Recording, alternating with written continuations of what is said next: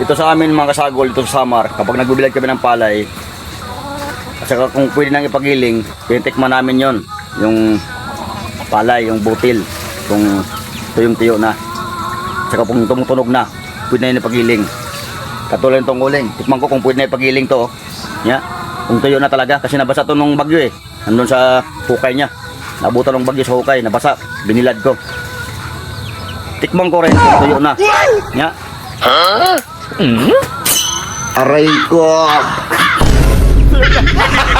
Gago!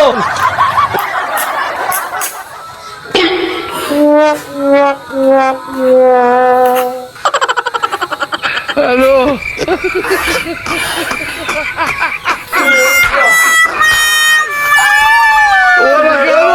Wala ka mo! Ano? Pwede na yung pagiling. Gago! Mali ka niyan! Mali ka niyan, kapatid!